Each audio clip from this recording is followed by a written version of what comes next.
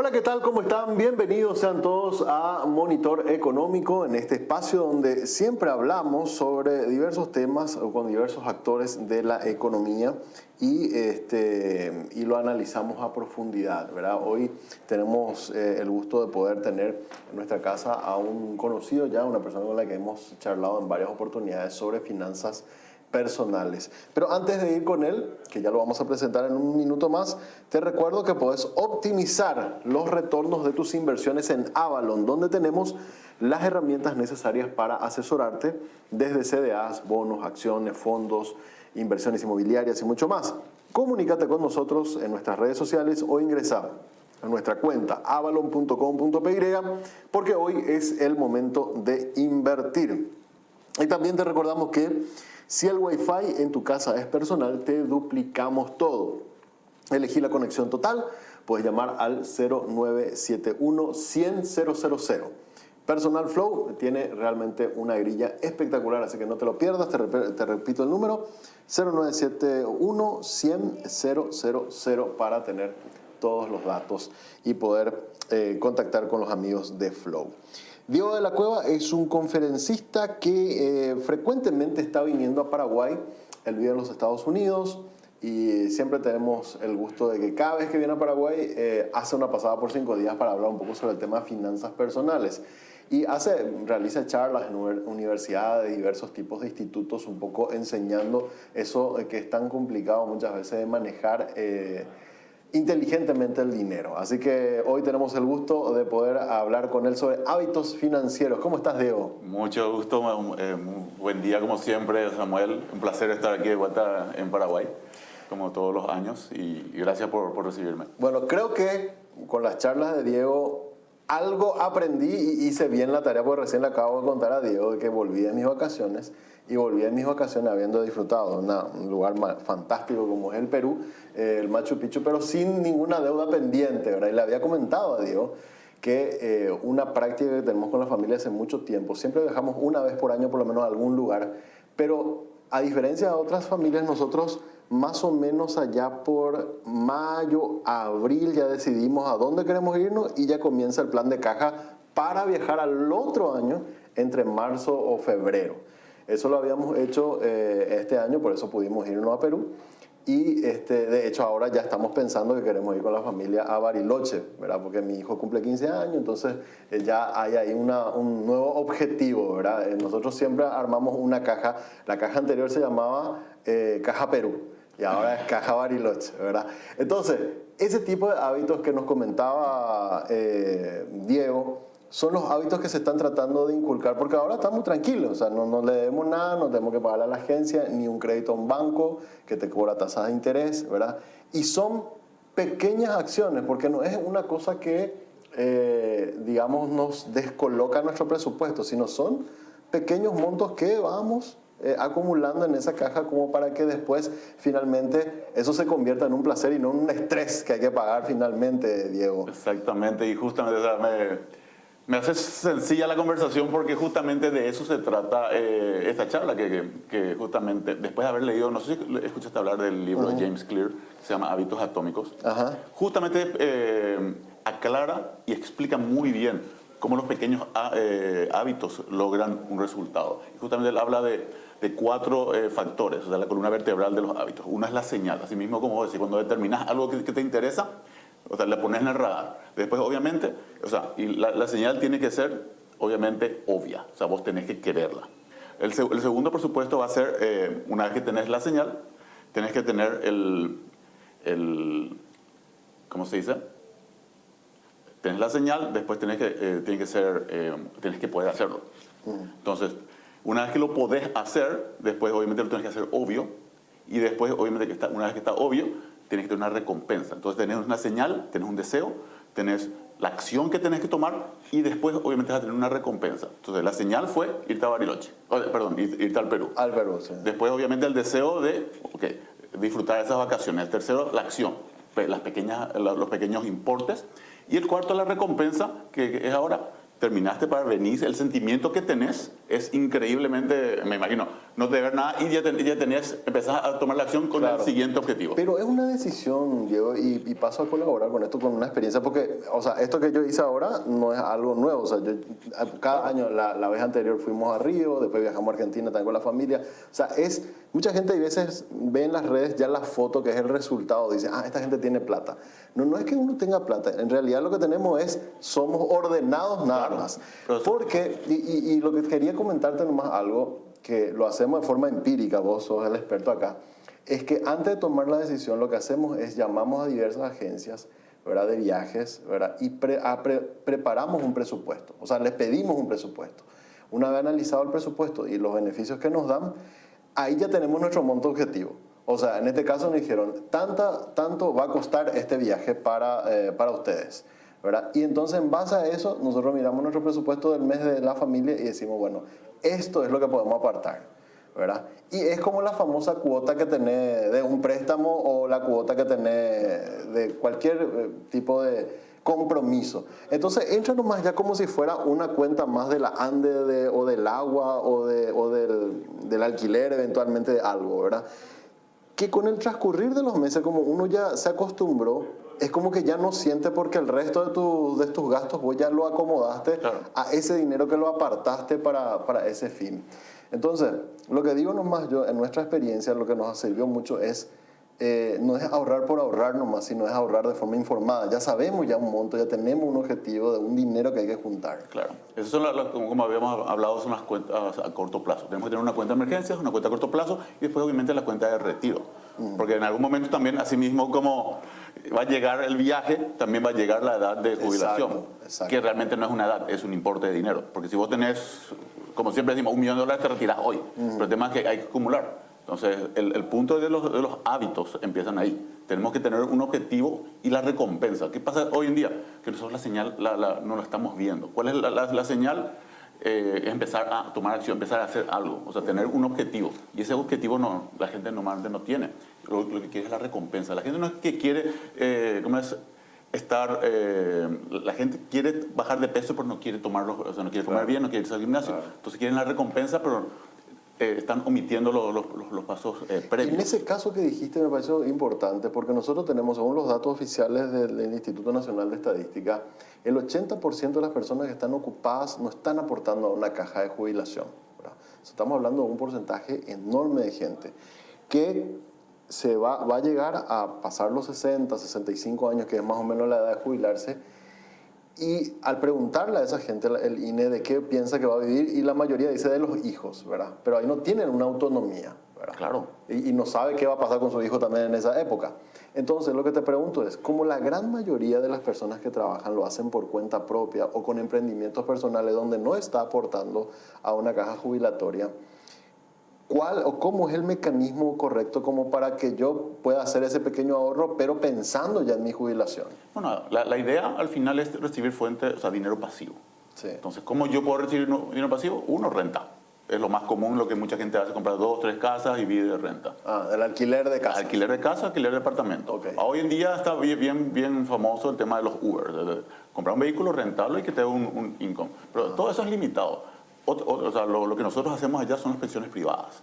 Entonces, una cosa es lo que el gobierno te dé, en este caso IPS, que te puede dar algo, pero este tiene que ser solamente una fuente. Una fuente. O sea, no me tengo que casar el hecho que yo aporto a IPS y ya está. No.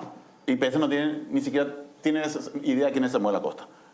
Para vos 1.500.000, no sé cuál es tu nuevo documento, claro. Pero eso sos vos. ¿Cuál es tu objetivo financiero? A lo mejor Samuel quiere irse 10 veces a Bariloche durante el año.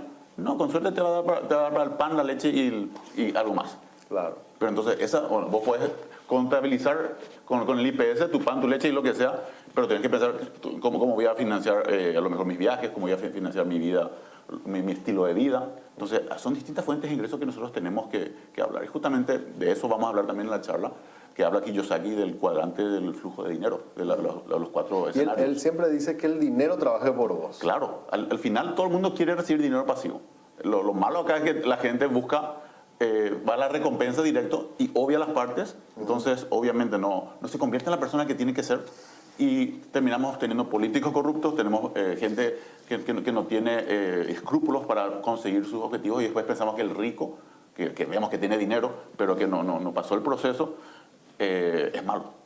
Y el dinero no tiene nada que ver con la persona, es la persona que usa el dinero. Entonces, todo ese tipo esa parte de la psicología es la que siempre trato de pregonar y trato de avisarle a las personas, ¿verdad? Para que tomen conciencia de empezar a crear justamente los hábitos atómicos, los pequeños hábitos. Acá dice puntos básicos de la inversión, dice entre algunos de los temas que vas a estar hablando sobre hábitos financieros. ¿Cuáles son esos puntos básicos de inversión? Así bien como dijiste, la primera es tenemos que tener un objetivo, ¿verdad? Ya lo veo. Pero tenés que mantenerte disciplinado también. Tenés que tener un objetivo, mantenerte disciplinado y obviamente no poner todos los huevos en la misma canasta. Porque nosotros allá invertimos mucho en fondos mutuos. Los fondos mutuos te permiten diversificar el riesgo. Porque la gente tiene miedo de invertir. Yo no tengo miedo a lo mejor que mañana esta compañía caiga. Entonces, ¿qué hacer? Comprar distintas compañías en distintos sectores y obviamente vos vas a ver qué tipos de industrias. Si la industria por lo menos va a existir, porque vos tenés que tomar el riesgo. Si la industria va a existir en los próximos 10 años, ok, invertí en eso. Después vos podés ir cambiando. Después, una es la industria, después las compañías que existen en esa industria y obviamente toma el riesgo, toma acción. ¿Qué va a pasar? No sabemos. Pero lo que sí es seguro es que si no haces nada, no va a pasar nada. Claro. Acá en Paraguay somos como muy conservadores. Estamos todavía en el CDA. Algunos están comenzando a explorar en lo que es la bolsa de valores y en los fondos mutuos. Pero hay que animarse también a ir probando esos instrumentos financieros. Claro, o sea, el tema es, tenés que probar, tenés que equivocarte y tenés que aprender de eso y volver a probar. Entonces, la gente tiene miedo y nos venden miedo en todos lados. Nos venden miedo en todos los sectores. El tema es, ¿qué hacemos con ese miedo? O nos detiene o nos impulsa a probar. Sí. Y una cosa, por ejemplo, del miedo es el que, por el caso de la bolsa de valores, por ejemplo, dice, no, yo no soy millonario para entrar a invertir en la bolsa de valores, pero hay que contarles que hay casas de bolsa que te permiten abrir una cuenta con 300.000 guaraní. Claro, cada vez va reduciendo, es lo importante. Nosotros ya podemos con $50 por una persona puede abrir un fondo mutuo. Y ni así la gente abre. Porque por el mismo tema, por los miedos que tenemos. Entonces, el tema es, ¿cómo rompemos el miedo? Y el miedo se rompe con información. O sea, la ignorancia se mata con la información. Y entonces por eso tienes que hacerlo intencional. Entonces, también eso es otro punto que voy a hablar en la charla de los 4 puntos de la competencia. Cómo poder ser competente. Uno, por supuesto, es nosotros no sabemos que somos ignorantes. Entonces, lo primero que tenemos que hacer es determinar que somos, dónde estamos. Somos inconscientemente competentes. Después, una vez que sabes que no sabes algo, vas a volver a ponerte a estudiar.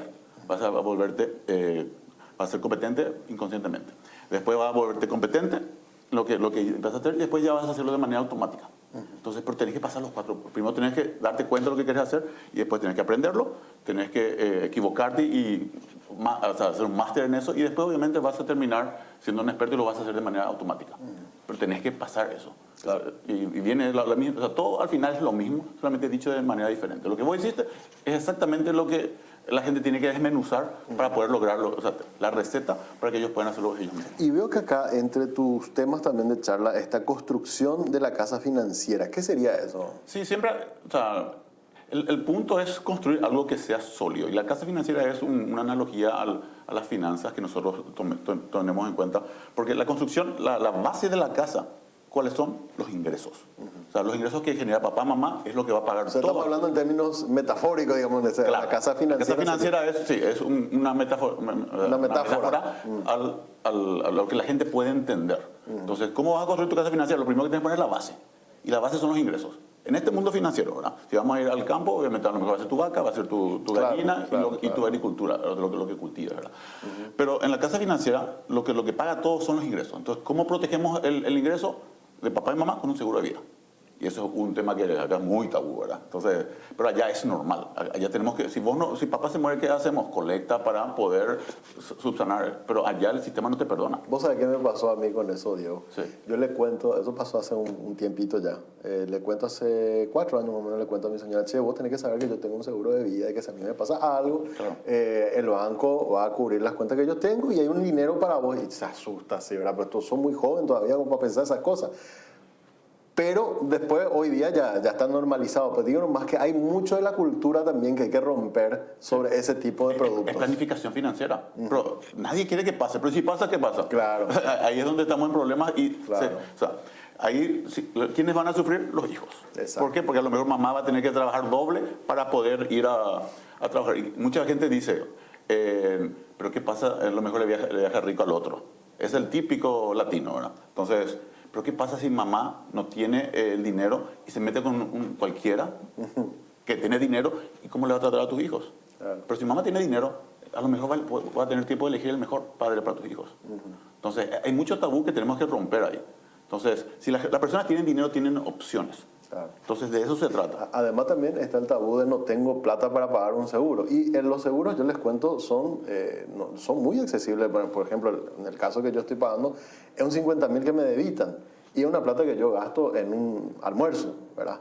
Pero es un resguardo que está ahí. Que Claro. si pasa algo, eso se activa. Claro, y esa parte de la planificación, Samuel. Entonces, la base es de la casa de emergencia, es la protección de los ingresos de papá Sí, y mamá. sí. Porque, ¿qué pasa? Si vos estás ganando, digamos que ganas 10 millones de guaraníes o 5 millones al mes, en un año van a ser ya sea 6 millones o van a ser 12 millones de guaraníes. ¿Qué va a pasar si algo te pasa hoy? Esos 12 millones no van a entrar, no van a volver a tu casa. Entonces, la única manera de proteger es eso por un periodo de tiempo. Ese periodo de tiempo es el tiempo que hay una necesidad. Digamos que tenés hijos de 10 años. Sí. Tenés 10 años de protección de ingresos. O sea, esos 12 millones, si estamos haciendo 1 millón al... O sea, vamos de vuelta al 12 millones. Si estás haciendo 12 millones, digamos, al mes, va a ser ¿cuánto? 240 millones al año. Tienes que protegerte por 2.000 millones, 400 millones. 2.4 millones. ¿Por qué? Porque eso es lo que no va a entrar en los próximos 10 años. Entonces, eso más o menos sería la cobertura ideal. Obviamente, eso después puedes bajar la mitad, lo que sea, pero la idea es tener algo aproximado para que las personas que no sufran sean los que dependen de tus ingresos. Claro, claro. Entonces, los factores por los cuales tenés que tener un seguro de vida es hijos pequeños, deudas, hipoteca o construcción de independencia financiera. Después, obviamente, está construyendo el piso para arriba, está trabajar con una hoja de presupuesto para ver dónde gastamos los gastos, famosos gastos hormiga. Así como decía el café. Yo ayer me gasté 50.000 guaraníes, 2 cafés y 3 chipas, por ejemplo. Claro, claro. Entonces, ¿dónde se va ese dinero? Y ponerlo en un fondo de emergencia. Ahí va la construcción, el fondo de emergencia. Después, obviamente, el siguiente paso sería eliminar las deudas, porque ahí es donde más gastamos el dinero, usamos la regla del dinero en contra. Entonces, si nosotros eliminamos las deudas, que normalmente, en mi caso, yo me enviaba un importe muy grande para las deudas, si nosotros podemos eliminar las deudas, porque estamos utilizando la tasa del interés compuesto en contra con las deudas. Entonces, eliminamos esas deudas y ese dinero ponemos a invertir y empezamos a usar las reglas de dinero a favor.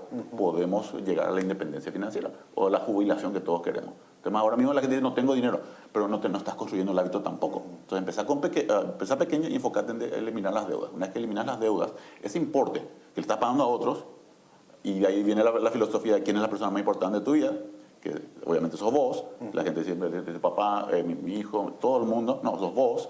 Entonces le empezás a pagar bien a Samuel.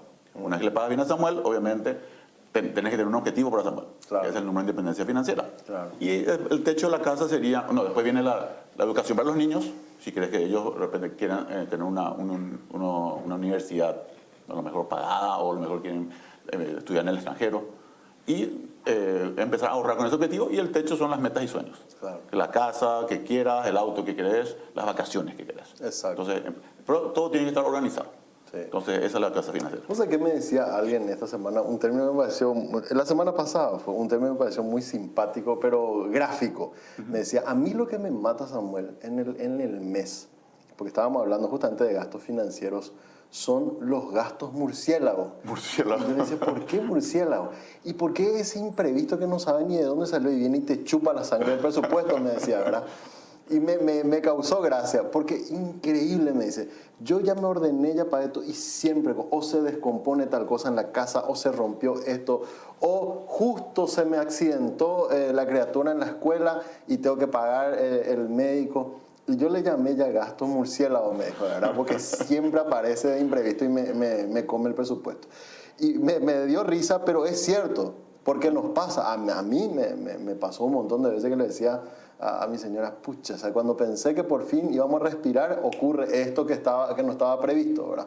Entonces, ahí te pregunto, usando esa terminología, ese fondo de emergencia que vos decís, nos puede salvar de estos murciélagos que aparecen Está acá. diseñado para los murciélagos. Le puedes llamar fondo murciélago, banco de sangre. Banco de sangre. Que los murciélagos vengan ahí a chupar. Exacto. Porque, ¿qué pasa? Nosotros tenemos gastos variables, no tenemos ingresos fijos. Claro. Entonces ahí es donde entramos en deuda. Y si vos no estás preparado con tu banco de sangre, por decirlo, te van a venir los murciélagos. O sea, el presupuesto. Los murciélagos están allá afuera. Exacto. Y te van a venir en el peor momento. Por eso la emergencia nunca te va a decir, mira, mañana vengo. Claro. Tienes que estar listo. Claro. Y eso es lo que nos pasa. Y un tema más, porque justo hoy a la mañana hablaba en la radio también de esto y la gente se preguntaba, o sea, a ver, Asoban nos dio esta semana unos datos muy ricos sobre cómo está evolucionando el tema de los pagos electrónicos y todo eso, pero dieron datos también que llaman la atención. La gente usa todavía mucho el efectivo, Diego. Vos sabés que el año pasado se realizaron 51 millones de operaciones de extracción de dinero en los cajeros. Y eso movió más de 6.500 millones de dólares en Paraguay. Un mercado chico, imagínate, 6.500 millones de dólares es una buena plata. Entonces, ¿cuál es el riesgo de usar el efectivo? ¿O qué pensás vos sobre el tema del uso todavía del efectivo? Yo creo que el efectivo es un catalizador. O sea, te ayuda a no gastar mucho. Vos tenés dinero. ¿Qué es más fácil? ¿Una tarjeta de crédito que no tiene sentimiento o el dinero del yacaré que te muerde cada vez que metes la mano en el bolsillo, en la billetera? Entonces, a mí me gusta mucho el efectivo, particularmente. Obviamente, allá en el mundo ya globalizado, cuando no tenés mucho tiempo, haces lo más sencillo. Claro. Si vos pagas en efectivo, tenés que perder en el vuelto, esperar y perdés tiempo. Pero con la tarjeta, Claro. ya está ahí. Y en la cuestión del riesgo del uso del efectivo... Lastimosamente, acá el riesgo es está afuera, en la calle. Claro. Entonces, si no hubiese eso, sería lo ideal. O sea, yo le recomendaría a la gente que lo utilice. Pero acá, lastimosamente, la seguridad que tenemos es bastante O sea, por la realidad de Paraguay, lo que nos conviene es como un mix entre efectivo y digital. Claro, es que lo más conveniente, o sea, incluso, bueno, el tema es de lo digital, por lo menos el banco está en un lugar y si te asaltan al banco ya es una cosa, pero si te asaltan a vos tu dinero no le pasa nada. Entonces, te pueden robar el teléfono, pero no te roban tu cuenta de banco. Claro. Pero si te llevan la billetera, te llevan todo el dinero que tenés. Claro. A eso nomás iba, ¿verdad? Claro. Porque acá, por ejemplo, los casos tristes, así que pasa mucha gente, cuando llega fin de mes, vos ves la larga fila enfrente al cajero, hay como 40 personas y alguien que está del otro lado sabe, toda esa gente está saliendo con un bulto de dinero en el bolsillo, ¿verdad? Claro, pero ahí va mucho la ignorancia que nosotros tenemos. O sea, nosotros no le educamos a nuestros consumidores. Si la gente ve la facilidad de hacer tus pagos, mi mamá hasta hoy en día no puede hacer un débito automático de sus cuentas. Yo le tengo que estar pagando. Y ahora justamente la pasada abrí al fin una cuenta aquí para poder gestionar todo ese tipo de cosas desde allá. Pero todavía no conseguí hacerlo automático. Claro. Tengo que ver la manera de automatizar todos los gastos para que ellos no tengan que preocuparse de salir a pagar una cuenta. Claro. Porque yo también veo mucha gente porque sigue pagando su cuenta en la ANDE o en Tigo o en todas las compañías, en los servicios. ¿Por qué? Porque no saben que pueden hacerlo automáticamente. Exacto. Entonces, es parte de la cultura que me imagino que tenemos que seguir trabajando en eso. Totalmente.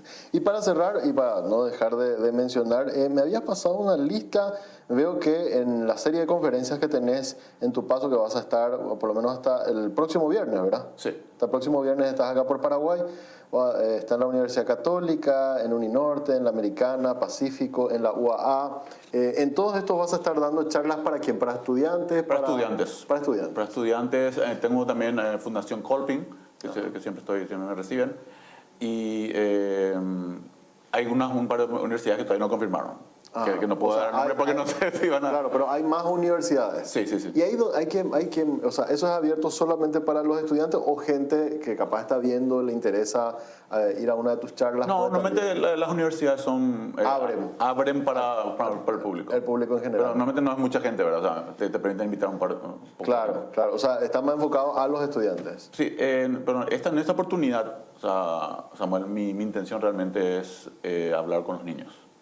Mira. Porque ahí empieza todo. La educación empieza a los 6 años.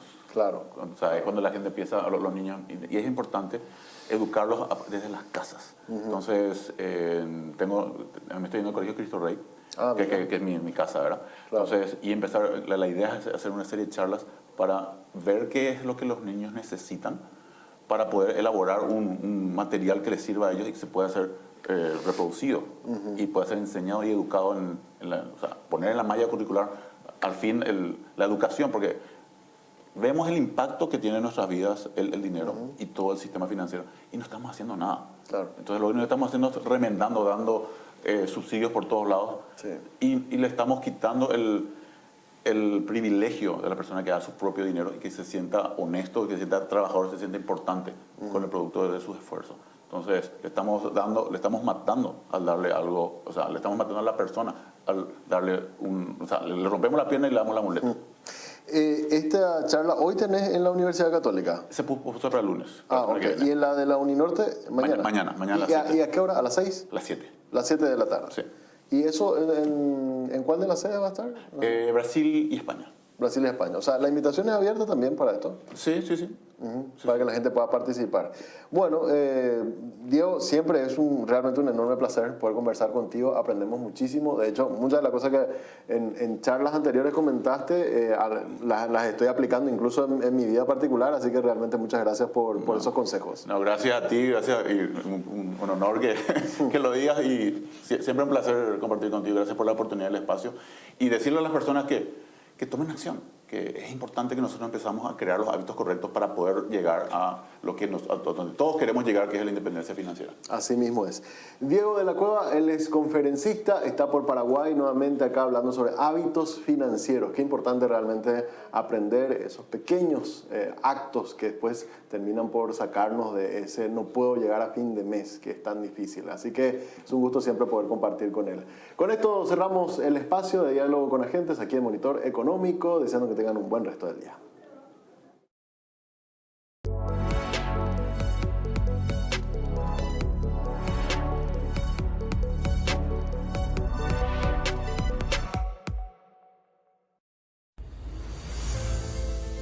Todas las buenas historias empiezan ladrillo a ladrillo.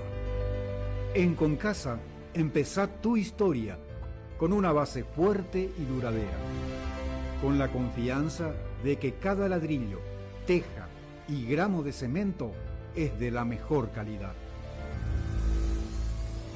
Y esa es nuestra especialidad, brindarte una atención especial y los mejores materiales, para que puedas construir con tranquilidad un gran futuro. Concasa, construyendo historias.